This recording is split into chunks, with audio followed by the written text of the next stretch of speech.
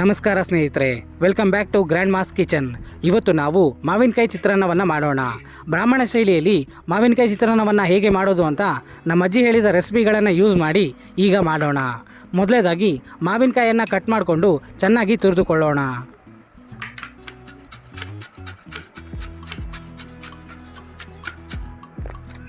ಮಾವಿನಕಾಯಿಯನ್ನು ಈ ಹದಕ್ಕೆ ತುರಿದುಕೊಂಡರೆ ಸಾಕಾಗುತ್ತೆ. ಹಾಗೆ ಕಾಯಿಯನ್ನು ಚೆನ್ನಾಗಿ ತುರಿದುಕೊಳ್ಳೋಣ.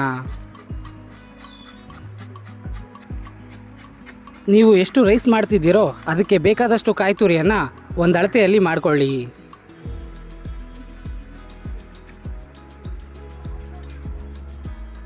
ಈ ಮಾವಿನಕಾಯಿ ಚಿತ್ರಾನ್ನವನ್ನು ಮಾಡಲು ಬೇಕಾದ ಇಂಗ್ರೀಡಿಯೆಂಟ್ಸ್ ಅಂದರೆ ಎಣ್ಣೆ, ಶೇಂಗಾ ಬೀಜ, ಒಣಮೆಣಸಿನಕಾಯಿ, ಸಾಸಿವೆ, ಜೀರಿಗೆ, ಅರಿಶಿಣ, ಹಾಗೆ ಉಪ್ಪು, ಹಾಗೆ ಇಂಗು, ಕಡಲೆಬೇಳೆ, ಉದ್ದಿನಬೇಳೆಯನ್ನು ತೆಗೆದುಕೊಳ್ಳಿ.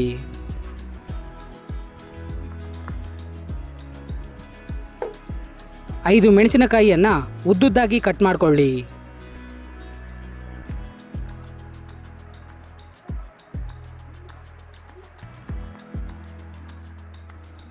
ಹಾಗೆ ಕೊತ್ತಂಬರಿ ಸೊಪ್ಪನ್ನು ಚೆನ್ನಾಗಿ ಕಟ್ ಮಾಡಿಕೊಳ್ಳಿ.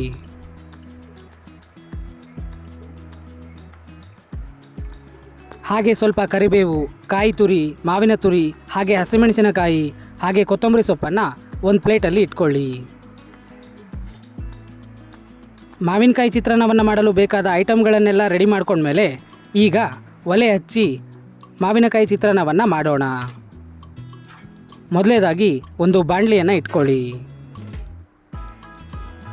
ಅದಕ್ಕೆ ಸ್ವಲ್ಪ ಎಣ್ಣೆಯನ್ನು ಹಾಕಿ.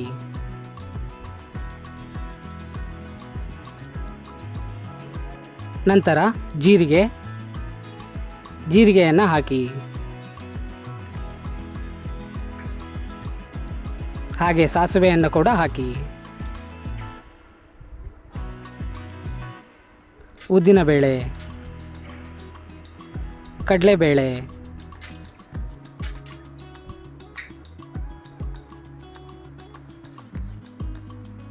ಶೇಂಗಾ ಬೀಜವನ್ನು ಹಾಕುತ್ತಿದ್ದೇನೆ.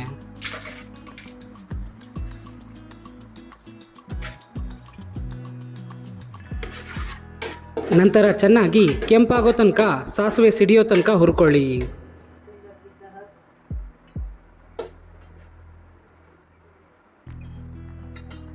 ಈಗ ಕೆಂಪಾಗಿದೆ. ಇದಕ್ಕೆ ಕರಿಬೇವು ಸೊಪ್ಪನ್ನು ಹಾಕ್ಕೊಳ್ಳಿ.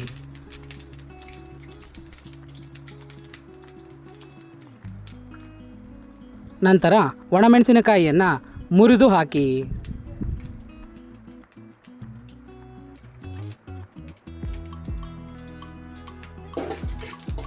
ನಂತರ ಚೆನ್ನಾಗಿ ಕಲಿಸ್ಕೊಳ್ಳಿ. ಆನಂತರ ಉದ್ದವಾಗಿ ಹೆಚ್ಚಿಕೊಂಡ ಮೆಣಸಿನಕಾಯಿಯನ್ನು ಹಾಕ್ಕೊಂಡು ಚೆನ್ನಾಗಿ ಫ್ರೈ ಮಾಡಿ.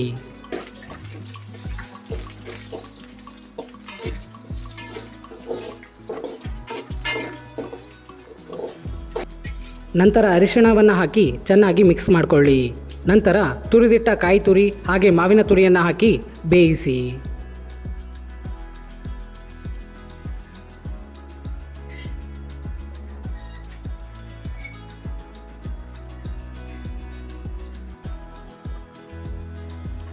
ಈಗ ಚೆನ್ನಾಗಿ ಕಲಸಿ.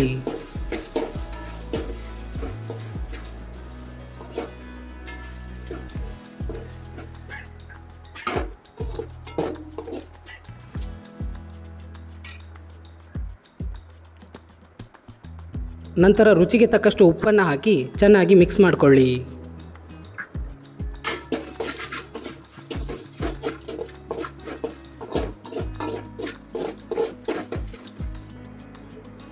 ಈಗ ನೋಡಿ, ಚೆನ್ನಾಗಿ ಒಗ್ಗರಣೆ ಅನ್ನೋದು ರೆಡಿಯಾಗಿದೆ. ಈಗ ಇದಕ್ಕೆ ಸ್ವಲ್ಪ ಇಂಗನ್ನು ಹಾಕಿ. ಬ್ರಾಹ್ಮಣ ಶೈಲಿಯಲ್ಲಿ ಇಂಗು ತುಂಬ ಮುಖ್ಯ.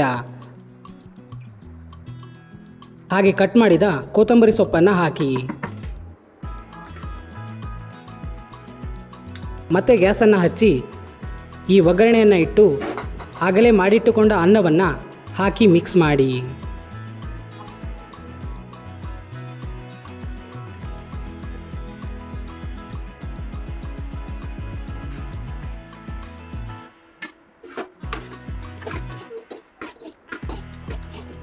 ಹಾಕಿದ ಅನ್ನವಷ್ಟು ಆ ಒಗ್ಗರಣೆಯನ್ನು ಪೂರ್ತಿಯಾಗಿ ಮಿಕ್ಸ್ ಮಾಡಿ.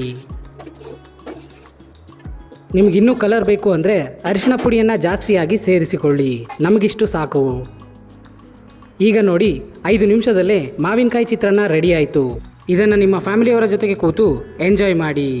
ಇದೇ ರೀತಿಯ ಸಿಂಪಲ್ ರೆಸಿಪಿಗಳಿಗಾಗಿ ಈಗಲೇ ಈ ಚಾನಲನ್ನು ಸಬ್ಸ್ಕ್ರೈಬ್ ಮಾಡಿ. Thank you for watching.